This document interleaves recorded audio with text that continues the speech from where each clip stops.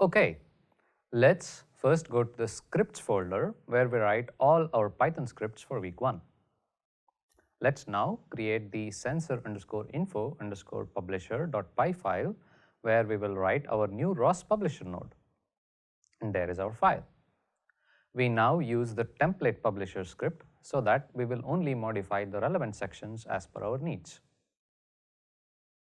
Let's open our file in our favorite editor and start modifying it. First, let us modify the comment to ensure it is consistent with what we want to do. We will then import our newly created message type, sensor information. This is possible now because we executed the catkin build command earlier. Then we give the function a relevant name. And we do the same for the publisher object. Recalling from the last module, the rospy.publisher function takes in the topic name and a message type as the first two arguments.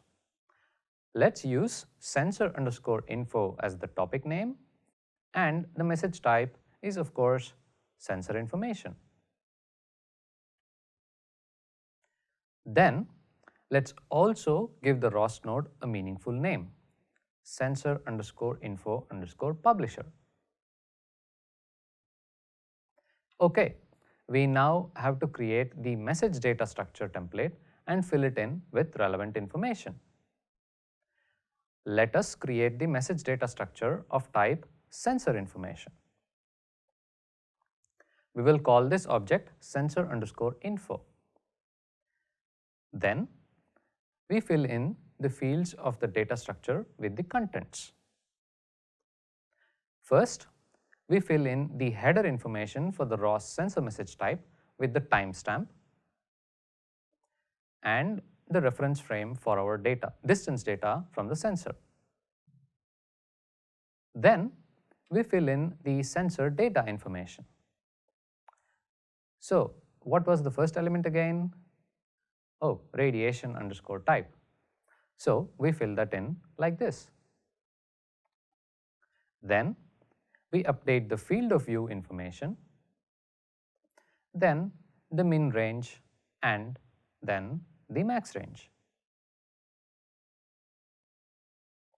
Then we fill in the manufacturer name and the part number.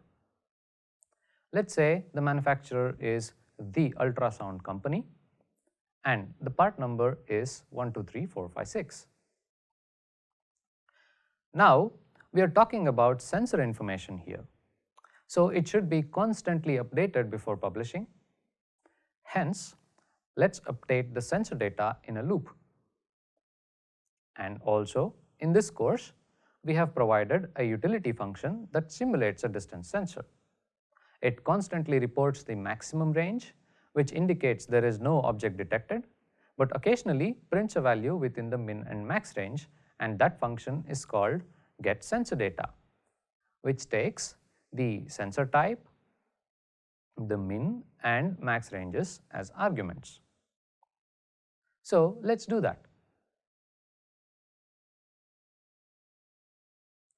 And let's publish the updated sensor data on the sensor_info topic. Finally, let's call the correct function here. Nice, we are all set, and let's start our new ROS node. Of course, first we run ROS core. Then we start our ROS node with the ROS run command like this. Oops, we have an error. We see here the ROS run command says it did find the file where our ROS node is, but it is not executable. So let's first remember that if we want to run ROS nodes developed in Python, we have to make them executable. And we can do that with a simple command chmod +x like this. Right, let's then try running our ROS node now. There is no module to import called sensor information.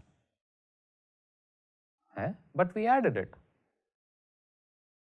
Oh, but that message definition is in hrwros_msgs, not in std_msgs. So let's change that. Okay, now we try again. Still unhappy. Now we see that the getSensorData function is not known. Remember, we should always tell Python where we are getting the function from. So let's update that. We have put all utility functions in the hrwros_utilities package, and we can import the getSensorData function like this. And now we are actually set to start our new ROS node. So we start our ROS node and, well, nothing happens, but at least no errors. So how do we know what's going on? Well, it's a publisher publishing a topic. So let's see if the topic is available. And there it is. Good. Now we have learned already that we can use the ROS topic echo command to see the contents of a topic being published.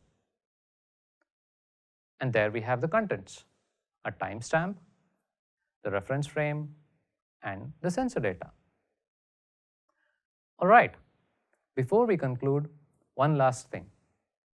It was quite weird to not see anything when we started our ROS node, and it's always nice to see some acknowledgement that things are fine, right? So let's do just that. So after publishing our topic, we print a log message that says all went well. Now we restart, and that's better. And lastly, it's also handy to know what is actually shown in these log messages. With default settings for the log messages, the first part of the log message is the ROS node that published it, followed by what type of a message it is. Remember, we used rospy.loginfo in our code, followed by the timestamp at which this log message is published, and then the actual message from the code. Watch out, this timestamp is not the same as the timestamp we updated in the code. Well, it will be pretty close to it, but this timestamp is generated by the console logger. Okay, see you soon in the next video where we will write a subscriber to our new topic.